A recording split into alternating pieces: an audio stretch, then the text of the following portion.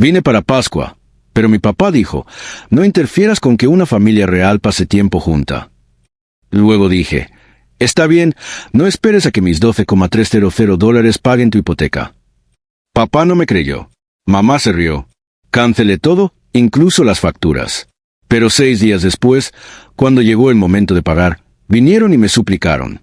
Cerré la puerta frente a ellos. Y luego empezó, con un mensaje de texto de mi madre, 2 semanas antes de Pascua. Algo genérico, como espero que estés bien. Avísanos si vendrás a Semana Santa este año. Sin calidez, sin verdadera curiosidad, solo obligación. Casi lo ignoré. Casi. Pero por alguna razón, pensé, tal vez, solo tal vez, las cosas podrían ser diferentes esta vez. Quizás habían crecido un poco. Tal vez finalmente habían aprendido a tratar a las personas con respeto, incluso a su propio hijo. Entonces dije que sí. Reservé el vuelo, limpié mi agenda e incluso decidí sorprenderlos con algo útil. Había estado enviando pequeñas cantidades de dinero durante el año pasado. Nada descabellado, pero habían insinuado más de una vez que estaban atrasados en el pago de la hipoteca. Entonces, moví algo de dinero y me preparé para cubrir lo que se necesitaba, $12,300. Para mí no era calderilla, pero me dije, esto es familia, y la familia se ayuda mutuamente, ¿verdad? No les dije que llegaría temprano. Aterricé el Viernes Santo y tomé un taxi directo a casa. Mi mamá abrió la puerta. Lo primero que dijo fue, «Oh, no me dijiste que vendrías hoy».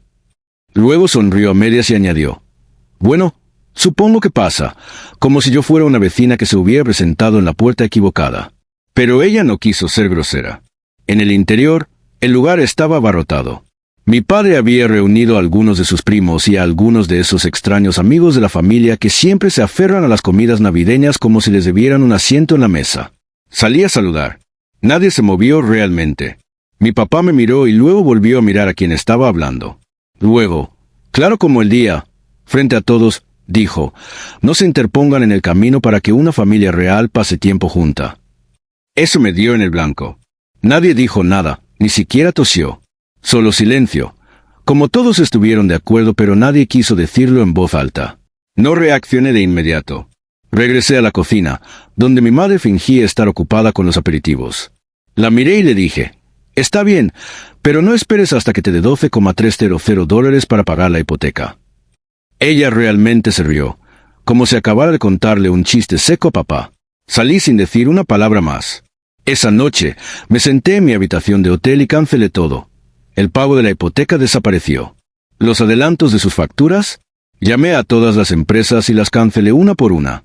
Incluso la entrega de comestibles que había programado para el sábado por la mañana lo cancelé todo. Se sentía frío. Se sintió bien. Llegó el domingo de Pascua. Me quedé en mi hotel. Vi una película, recibí servicio de habitaciones, ignoré todas las notificaciones del chat grupal donde publicaban fotografías de la cena familiar.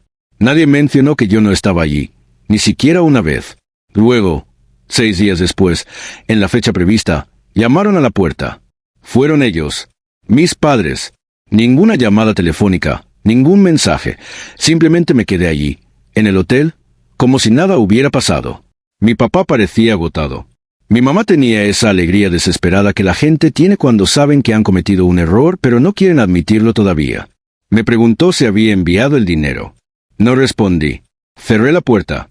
No rápidamente, no en voz alta, simplemente la cerré. Me quedé allí por un segundo, respirando. Y entonces me di cuenta, no se trataba solo de unas vacaciones. No se trataba solo de dinero.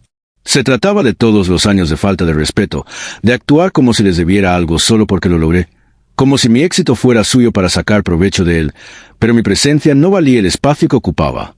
Pensé que ese era el final. Me equivoqué. Eso fue solo un partido. El incendio ni siquiera había comenzado.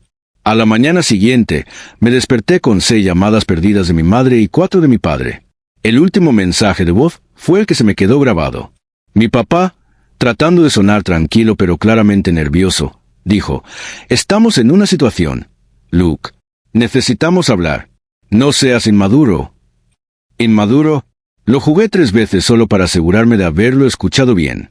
Después de haber sido humillado frente a sus amigos, después de ofrecerme ayuda, después de que se rieran de mí, ¿ahora era inmadura? No reaccioné. Me vestí, bajé a desayunar y traté de disfrutar de mi café sin pensar en ellos. Casi funcionó, hasta que mi teléfono volvió a sonar. Esta vez fue un primo, Jason. No habíamos sido tan cercanos mientras crecíamos, pero nos mantuvimos en contacto aquí y allá. Oye, solo estoy comprobando. El tío Bill dice que hiciste vaho justo antes de que llamara el banco. ¿Todo bien? Fue entonces cuando me di cuenta. No solo estaban en problemas. Estaban en verdaderos problemas. Sabía que se habían estado saltando pagos durante meses, pero debieron haberles dicho a todos que los tenía cubiertos. Y cuando el dinero no apareció, la narrativa cambió.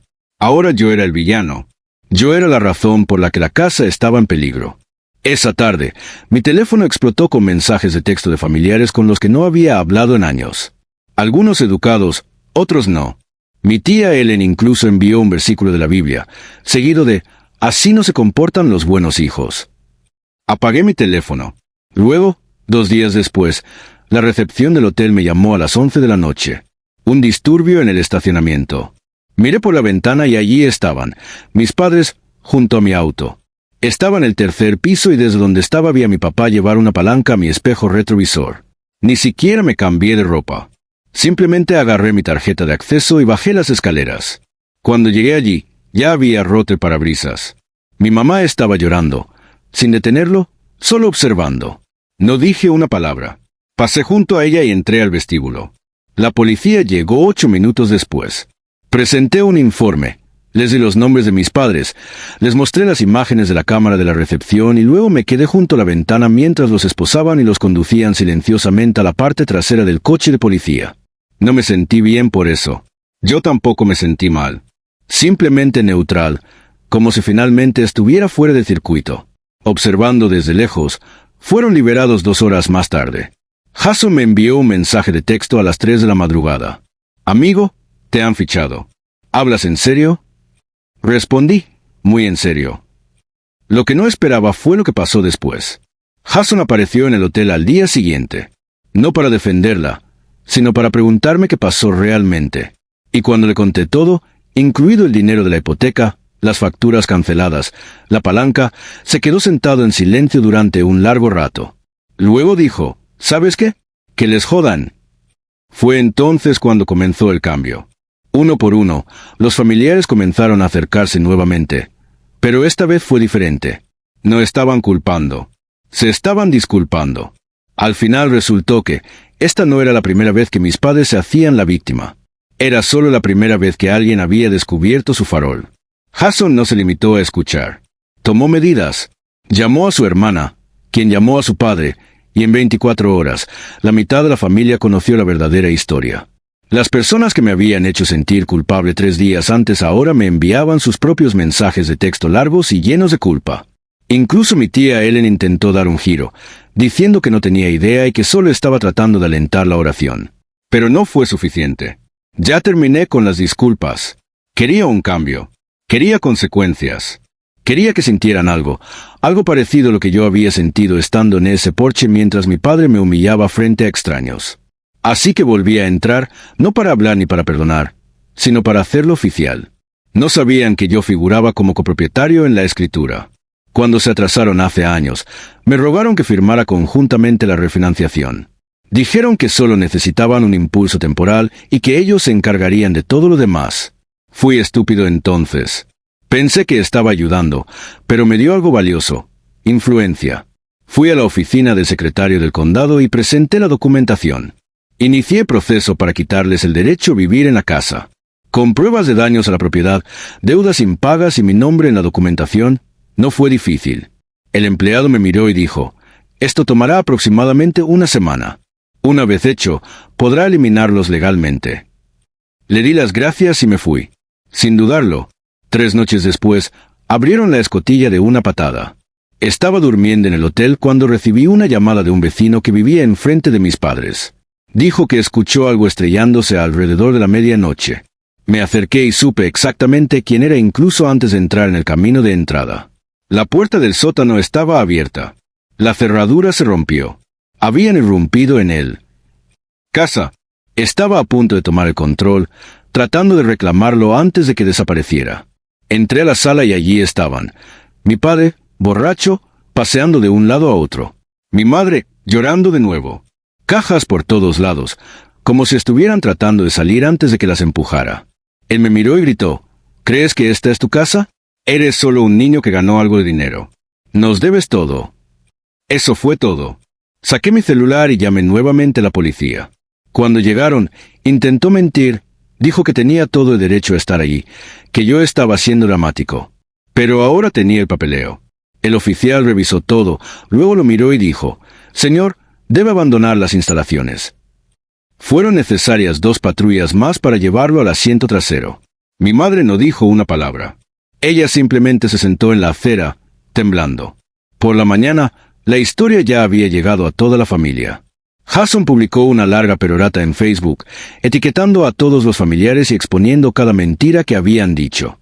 Capturas de pantalla de mensajes de texto, grabaciones de voz, incluso un antiguo correo electrónico en el que mi papá me pedía dinero para comprar una motocicleta después de decirles a todos que la necesitaba para un trabajo dental. La sección de comentarios se convirtió en una zona de guerra.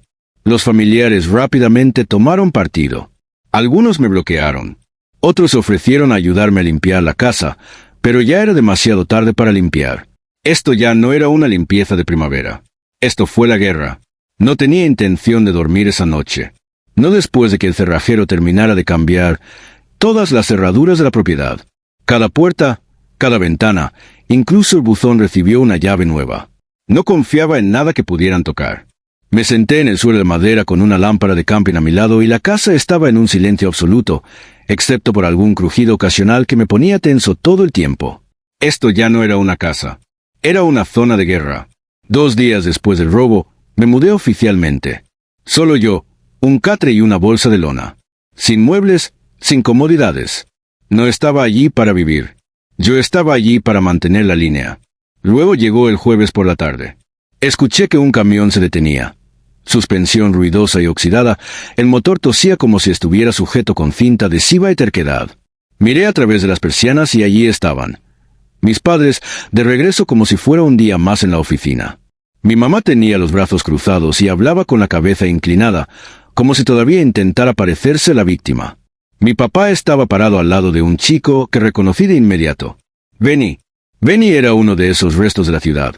El tipo de chico que alcanzó su punto máximo en la escuela secundaria y nunca se fue, oscilando entre trabajos mecánicos a tiempo parcial y casas de empeño incompletas. Solía salir con mi papá cuando yo era niño, generalmente cuando algo ilegal estaba a punto de suceder. Benny tenía una palanca. No me moví. Simplemente saqué mi teléfono y comencé a grabar. Esta vez no intentaron abrir la puerta principal. Benny caminó hasta el porche y empezó a romper la barandilla. Primero un poste, luego otro. Mi papá simplemente se quedó atrás y lo dejó trabajar, como si pensara que era algún tipo de protesta. Mi mamá miró hacia otro lado, como si no lo viera, no contara. Luego la palanca atravesó la ventana delantera. Me agaché mientras los cristales caían al suelo. Me zumbaban los oídos. No grité. No grité. Seguí filmando. Llamé a la policía nuevamente. Sin dudarlo, les di mi nombre y dirección, como lo había hecho cientos de veces antes. Tal vez lo hice. Para cuando llegó el primer coche patrulla, Benny había llegado al porche y estaba tirando de la nueva cerradura como si pudiera arrancar toda la puerta de sus bisagras. Mi papá gritó algo sobre «Ningún hijo mío me va a echar de mi casa». Lo siguieron 2 cruceros más, con las luces encendidas. Benny corrió. Realmente corrió. Saltó la cerca del vecino y trató de desaparecer en el patio trasero. No había dado 5 pasos cuando un oficial lo derribó de cara contra un montón de hojas. Mi mamá no dijo una palabra. Ella simplemente se sentó en la acera con los brazos cruzados. Esta vez, mi padre también estaba esposado. Resistencia a los agentes, travesuras maliciosas, invasión de propiedad privada. Lo mismo para Benny. El oficial que me tomó declaración ni siquiera me preguntó si quería presentar cargos. Ella dijo, «Lo haremos de cualquier manera». Pero lo que pasó después me sorprendió. Mientras estaba dando mi declaración, escuché una voz detrás de mí, suave pero firme. Era mi abuela. No la había visto en casi 5. Pasaron los años. Vivía al otro lado del país y durante la última década solo habíamos hablado sobre los cumpleaños. De alguna manera ella lo sabía. Preguntó si podíamos entrar y hablar. La dejé entrar. Caminó lentamente por la casa, mirando los daños. La ventana rota, los fragmentos de vidrio en el suelo, las cajas que ni siquiera había abierto. Se sentó en una silla de plástico y sacó una carpeta de su bolso. Dentro había cartas, docenas de ellas, todas de mi padre. Cartas que le había escrito cuando tenía 20 años, pidiéndole dinero, culpando a otros, hablando de planes para culpar a la gente para que lo ayudara. Uno de ellos incluso dijo: Luke me deberá una deuda algún día. Lo estoy criando, así que espero algo a cambio. No hablé durante mucho tiempo. Los acabo de leer. Luego dijo: estás haciendo lo correcto, pero esto no ha terminado. Intentarán otra cosa. Asentí. Ella me dejó la carpeta y con eso todo cambió. Ya no estaba simplemente reaccionando. Estaba planeando. Más tarde esa noche, escaneé cada carta, las cargué en un disco privado y le envié algunas a Jason. Jason no respondió. Simplemente los publicó, capturas de pantalla, fragmentos, todo, públicamente. Los chats de grupos familiares explotaron. Las personas que solían estar del lado de mi padre ahora compartían recuerdos de haber sido engañadas, manipuladas y mentidas. Mi tío, su propio hermano, comentó: por fin alguien está denunciando esta tontería. Pero mis padres no se fueron. Se intensificaron y yo estaba listo. Después del arresto, después del informe policial, después de que Benny, el idiota con un bate, intentara derribar mi porche, las cosas se calmaron. No pacífico, solo silencio. El tipo de silencio que se siente antes de que amaine una tormenta, cuando el aire todavía está denso y sabes que algo más se avecina, pero nadie quiere ser el primero en moverse. Los cargos persistieron: vandalismo, allanamiento de morada, destrucción de propiedad. Mi papá contrató a un abogado de bajo costo que intentó argumentar el estrés y las dificultades financieras, pero el juez no se lo tragó. No fueron encarcelados, pero sí multas, servicio comunitario y una orden de restricción que ahora tenían que obedecer. Legalmente, no podían acercarse a la propiedad ni a mí. Fue entonces cuando comenzó el verdadero sufrimiento. Tuvieron que abandonar la casa permanentemente y, como ya habían quemado todos los puentes, ninguno de los miembros de la familia les ofreció un lugar donde quedarse. Incluso aquellos que las habían defendido semanas antes se vieron repentinamente fuera de la ciudad o renovando la habitación de invitados. Terminaron en un motel barato en las afueras de la ciudad. Jason pasó por allí una noche y me envió una foto. Pintura descascarada, una máquina expendedora rota en el frente, una antena de televisión doblada en el techo, como si el lugar no hubiera sido actualizado desde 1992. Mis padres no me llamaron, pero empezaron a llamar a otras personas. Llamaron a mi ex. Llamaron a mis viejos amigos de la secundaria. Llamaron a uno de mis antiguos jefes. Intentaron darle la vuelta a la historia, diciendo que yo los había arruinado, tratando de convertir esto en una caída trágica en la que ellos no eran más que padres incomprendidos y yo era el hijo codicioso y desalmado que olvidó de dónde venía. El caso es que ya nadie lo compró. Jason había publicado todo. No solo las cartas, sino también capturas de pantalla de los correos electrónicos en los que mi padre me pedía ayuda de emergencia que luego usó en una Harley usada, que chocó una semana después. Mi mamá me había enviado mensajes de texto pidiendo dinero para la compra mientras pasaba las tardes en el salón. La gente lo vio todo ahora. Las mentiras tenían capas, así que decidí terminar con ellas. Fui al banco y congelé oficialmente la cuenta conjunta que había dejado abierta para emergencias años atrás. Habían estado desviando lo último desde que todo esto comenzó. Lo dejé abierto principalmente por culpa, pero ya no. Desconecté el antiguo plan telefónico que todavía estaban usando a mi nombre. Lo mismo ocurre con la identificación del seguro del automóvil firmada conjuntamente cuando no pudieron obtenerla por su cuenta. Desaparecido. En cuestión de horas, todo lo que les quedaba y que todavía estaba atado me desapareció. Jason me llamó esa noche. Dijo que vio a mi papá caminando, sin automóvil ni bicicleta, simplemente caminando por un largo tramo de carretera cerca del motel, como si no supiera dónde ir. Dijo que no parecía enojado. Parecía vacío. Y luego llegó la carta, escrita a mano y entregada por un amigo de la familia en común que todavía creía en la curación. La letra de mi madre, de varias páginas. Dijo que no se reconocía a sí misma. Ella culpó a mi papá, luego culpó al estrés y luego, por supuesto, me culpó a mí. Dijo que esperaba que recobrara el sentido antes de que fuera demasiado tarde. Terminó diciendo: las familias no sobreviven a guerras como esta, Luke. Ella tenía razón. No lo hacen. Y finalmente estuve de acuerdo con eso. En mayo ya no les quedaba nada que aferrarse. Sus nombres no estaban en la escritura. La medida cautelar había sido ampliada. El tribunal falló todo mi favor sin siquiera impugnación.